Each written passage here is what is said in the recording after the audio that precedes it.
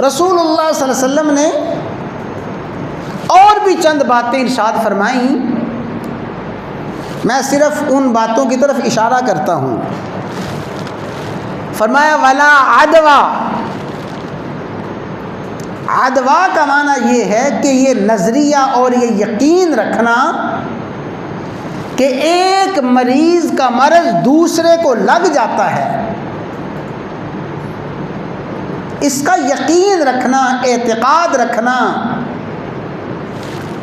اور اس اعتقاد اور اس یقین پہ معاذ اللہ اتنا پختہ ہو جانا کہ کسی کو کوئی بیماری لگی تو فوراً ذہن اور خیال اور زبان پہ یہی الفاظ آنا، ہاں ہاں فلاں کے پاس گئے تھے، فلاں مریض کے پاس گئے تھے، فلاں مریض کے پاس گئے تھے، دیکھا تمہیں بیماری لگ گئی، یعنی ذہن سے مؤثر حقیقی کا تصور ہی نکل جائے کہ اصل تاثیر اللہ تبارک و تعالیٰ کے حکم سے ہوتی ہے، اصل بیماری اللہ کے حکم سے منتقل ہوتی ہے، اللہ کے حکم کے بغیر کسی بیمار کی بیماری، کسی مریض کا مرض کسی دوسرے کو نہیں لگ سکتا۔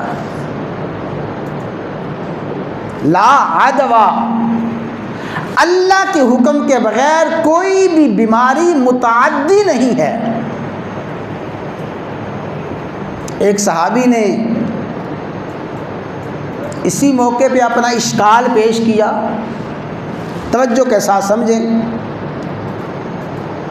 وہ صحابی عرض کرتے ہیں یا رسول اللہ صلی اللہ علیہ وسلم، آپ فرماتے ہیں کہ کوئی بیماری متعدی نہیں ہے، ایک بیمار کی بیماری، ایک مریض کا مرض دوسرے کو منتقل نہیں ہوتا۔ ہمارا تو مشاہدہ یہ ہے کہ ہمارے اونٹ تندرست صحیح سالم ہوتے ہیں، ہرنوں کی طرح، ہرن کی طرح ان کا چمڑا سفید اور بے عیب ہوتا ہے، اور ہرن کی طرح وہ چوکڑیاں بھرتے جاتے ہیں، بھاگتے جاتے ہیں۔ اچانک ریوڑ میں ایک اونٹ کو خارش لگتی ہے، بس ایک اونٹ کو خارش لگتے ہی پھر باقی ریوڑ میں وہ بیماری شروع ہو جاتی ہے، دوسرے اونٹ کو خارش لگی، تیسرے اونٹ کو خارش لگی۔ آپ فرماتے ہیں کہ بیماری متعدی نہیں ہوتی، ایک دوسرے کو لگتی نہیں ہے، حالانکہ ایک خارشی اونٹ سارے کے سارے ریوڑ کو خارش زدہ کر دیتا ہے۔ جب اس صحابی نے یہ اشکال پیش کیا، بات چونکہ سمجھنے والی تھی، اللہ کے نبی نے فرمایا اگر خارشی اونٹ کی خارش دوسرے اونٹ کو لگتی ہے اور خارش ہی اونٹ کی وجہ سے دوسرے اونٹ کو ہوتی ہے تو فمن اعدل اول، یہ بتاؤ سب سے پہلے جس اونٹ کو خارش لگی ہے اس کو خارش کس نے لگائی ہے؟ سب سے پہلا جو اونٹ بیمار ہوا، سب سے پہلے جس اونٹ کو بیماری لگی اس اونٹ کو بیماری کس نے لگائی ہے؟ تو سب سے پہلا مرض کا آغاز، بیماری کا آغاز کسی بیماری سے اور کسی بیمار سے نہیں ہے، بیماری کا آغاز اور بیماری کی ابتدا بھی اللہ تعالیٰ کے حکم سے ہے۔ تو فرمایا ولا عدوا، بیماری کا متعدی ہونا، ایک بیمار کی بیماری دوسرے کو لگ جانا اور اس کا اعتقاد اور یقین رکھنا، اس کی کوئی اصلیت نہیں ہے۔ ولا طیارتا،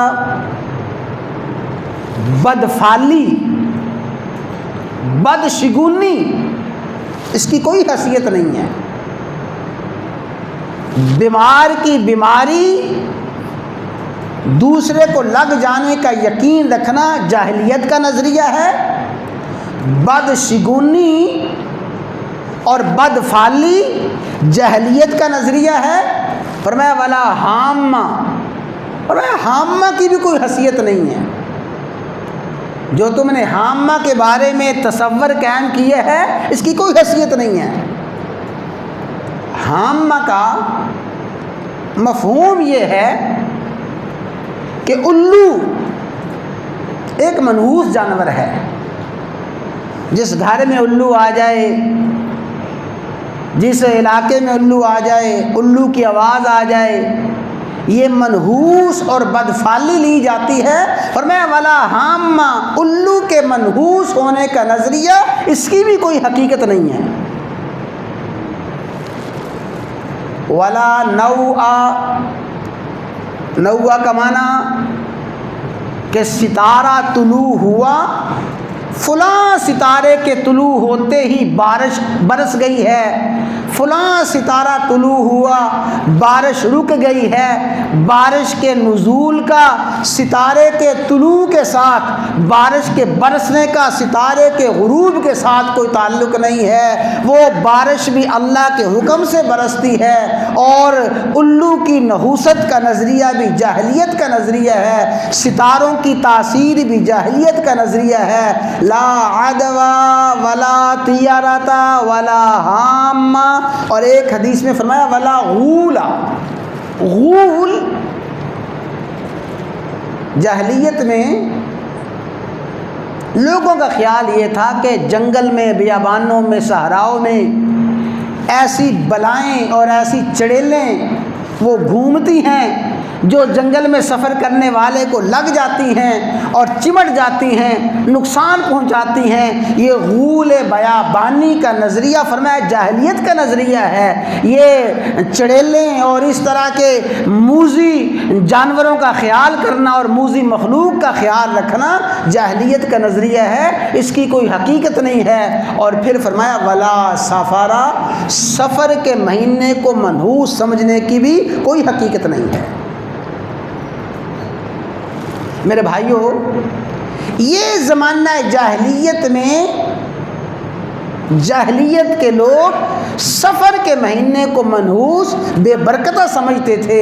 رسول اللہ صلی اللہ علیہ وسلم نے اس کی سخت ترین تردید فرمائی ہے۔ فرمایا ولا سفر ولا سفر، سفر کے مہینے میں کوئی نحوست نہیں ہے۔ اور اللہ کے نبی نے